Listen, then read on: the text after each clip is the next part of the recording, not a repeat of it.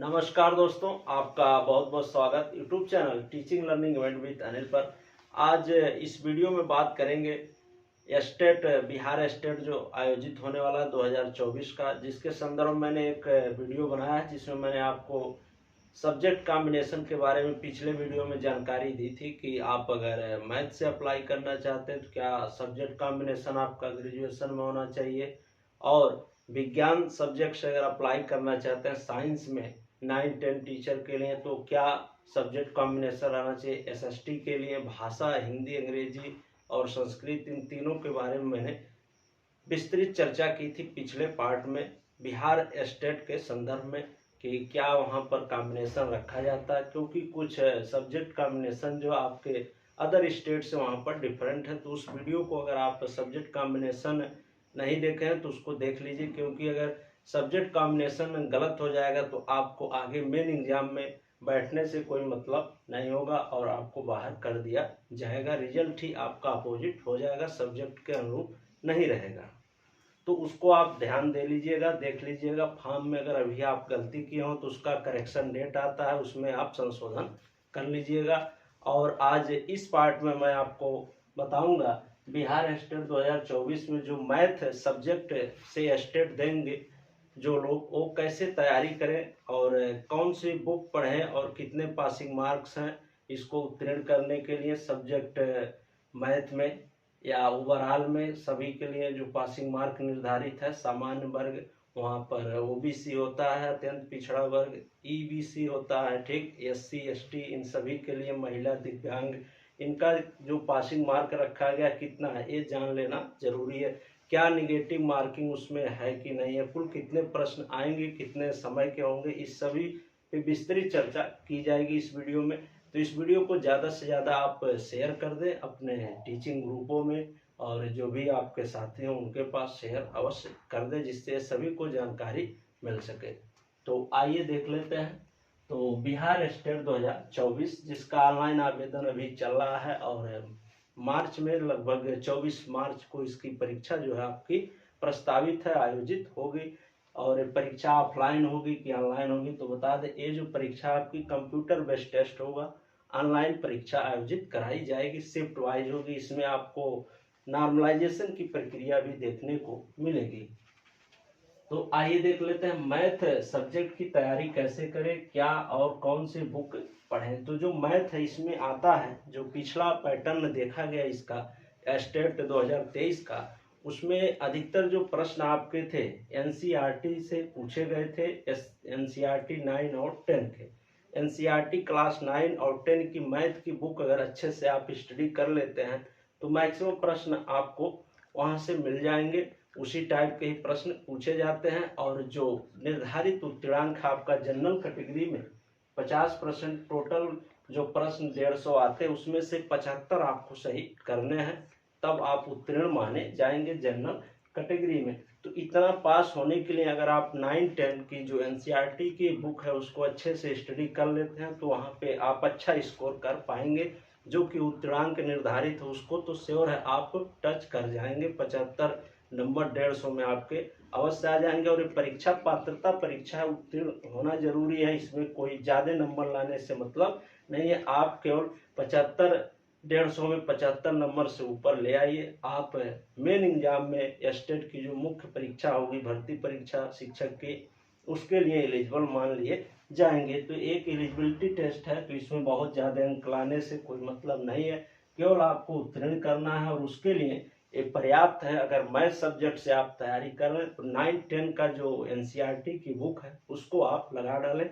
और आपको मैं बुक भी दिखा देता हूँ, ये देख सकते हैं आप यहाँ पर, ये जो बुक है दिख रही होगी आपको, ये 9 की है, ठीक, गणित कक्षा 9 के लिए इस प्रकार से। और इसमें जो भी चीज़ें दी गई हैं आप अच्छे से इसको अध्ययन कर लें। इसके खास करके एग्जाम्पल आप करते हैं तो आपके प्रश्न ऐसे ही हूबहू आपको देखने को मिल जाते हैं। पिछली बार कई क्वेश्चन जो थे आपके एग्जाम में इसके एग्जाम्पल से ही पूछ लिए गए थे। बुक अच्छे से आप देख लें, मार्केट से ले लें, सस्ते दाम में अवेलेबल है, आप देख सकते हैं। इसको 9 का है। और 10 की ये जो मैथ है इधर देख सकते हैं आप, 10 ठीक, ये 10 की गणित है, इसमें भी मेंसुरेशन है, कोऑर्डिनेट ज्योमेट्री है, ट्रिग्नोमेट्री है, नॉर्मल, ठीक, सामान्य प्रश्न ही आपके पात्रता एलिजिबिलिटी जो कंप्यूटर बेस्ड टेस्ट होगा स्टेट का उसमें पूछे जाएंगे। तो ये बुक है 10 की। हिंदी मीडियम अगर है तो आप हिंदी माध्यम में मिल जाएगी, मार्केट में ले सकते हैं, और अगर आप अंग्रेजी माध्यम से हैं तो ये इंग्लिश में भी मिलती है, आप उसको ले लें और इसी को पूरा लगा डालें। अभी आपके पास 3 महीने का समय है, मार्च में परीक्षा होगी, वो भी 24 मार्च को समथिंग। तो अभी समय आपके पास है, अच्छे से इसका अध्ययन आप कर सकते हैं। और इसमें टीचिंग आर्ट से भी संबंधित प्रश्न आते हैं आपके, ध्यान दीजिएगा।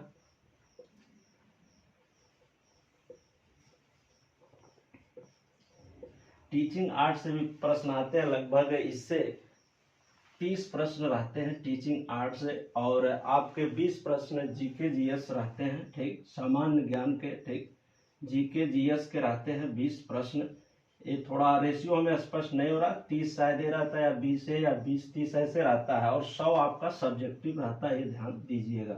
सब्जेक्ट जो है आपका ये 100 प्रश्न रहेगा, ठीक, ओवरऑल 100, 20, 30, 150 प्रश्न आपके पूछे जाएंगे, और इनके लिए समय अवधि जो है 2.5 घंटे की निर्धारित है, इसमें ही आपको करना है। और इसमें जो पासिंग मार्क है यहाँ पर आप देख सकते हैं, कैटेगरी वाइज पासिंग मार्क मैंने नोट कर रखा है, इसको ध्यान दीजिएगा। जर्नल अगर आप हैं, ठीक, 50% अंक आपको लाने, यानी 150 का 50% यानी 75 अंक ही आपको लाने हैं उत्तीर्ण होने के लिए। ओबीसी के लिए 45.5% अंक लाने हैं, और जनरल में ही अदर स्टेट के जो बच्चे इस फॉर्म को फिलअप करेंगे स्टेट 2024, वो जनरल में फाइट करें, जनरल का ही कट ऑफ उनका लगेगा। अगर वो 75 अंक लाते हैं तभी उत्तीर्ण माने जाएंगे, अदरवाइज अगर वहाँ के निवासी हैं, ओबीसी है, तो 45.5% अंक लाना उत्तीर्ण होने के लिए आवश्यक है, और SC ST है तो 40% अंक लाना अनिवार्य है। PH है, दिव्यांग कैटेगरी से है तो 40% अंक ही लाना है, और महिला है तब भी 40%, यानी 150 में आप 60 अंक ले आते हैं तो आप उत्तीर्ण मान लिए जाएंगे इस पात्रता परीक्षा को। और निगेटिव मार्किंग की बात कर लें अगर इसमें, तो निगेटिव मार्किंग जो है आपकी इसमें नहीं है, ठीक, नो निगेटिव मार्किंग, ठीक, कोई निगेटिव मार्किंग नहीं है इस परीक्षा में। तो आसानी से आप 75 जो अंक है ला सकते हैं 150 में। तो अभी जो मैंने बुक बताई उसको आप ला लीजिए अच्छे से, अभी समय है, आप तैयारी कर सकते हैं। और कुछ टीचिंग आर्ट से क्वेश्चन आते हैं, वो भी सामान्य क्वेश्चन ही होते हैं। अगर आप सीटेट वगैरह का पेपर दिए हैं तो उसी टाइप से प्रश्न सिंपल पेडागोजिकल लाते हैं जो आसानी से आप कर सकते हैं। तो आप, मुझे लगता है बहुत से लोग, अंतिम तिथि आने वाली है, उसका आवेदन जो स्टेट का है 2 जनवरी तक अभी डेट है, हो सकता हो आगे बढ़े ना बढ़े, लेकिन जो पहले से प्रस्तावित डेट है 2 जनवरी है अंतिम तिथि आवेदन की।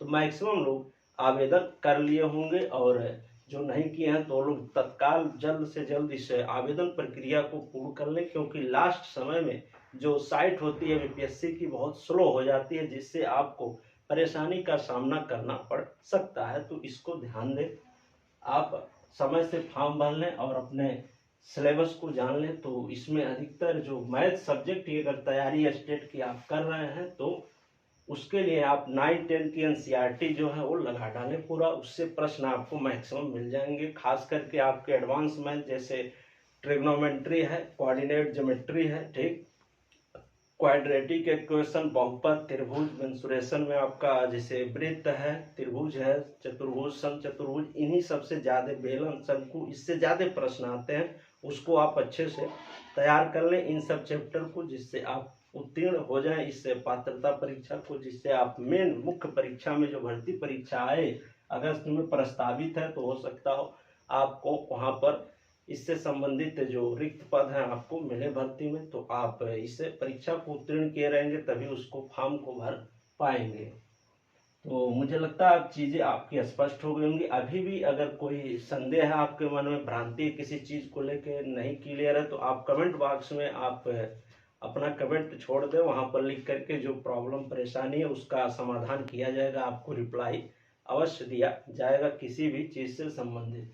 तो आप मैथ सब्जेक्ट की जो स्टेट की तैयारी है, और ये ध्यान दीजिएगा मैथ से जो अप्लाई कौन कर सकता है, तो जिनका बीएससी में, ध्यान दीजिएगा, बीएससी में, ठीक, स्नातक में जो है पीसीएम फिजिक्स केमिस्ट्री मैथ है, वही इस फॉर्म को भर सकते हैं। और लास्ट ईयर में मैथ और फिजिक्स लिए हैं तो वो लोग इस फॉर्म को अप्लाई कर सकते हैं। यानी मैथ के साथ या तो आप फिजिक्स लिए हो, ठीक, फिजिक्स, या मैथ के साथ केमिस्ट्री है तो भी इस फॉर्म को अप्लाई कर सकते हैं। ये योग्यता है इसके बिहार स्टेट मैथ सब्जेक्ट से टीचर 9-10 के फॉर्म भरने की योग्यता जो है यही है, ठीक।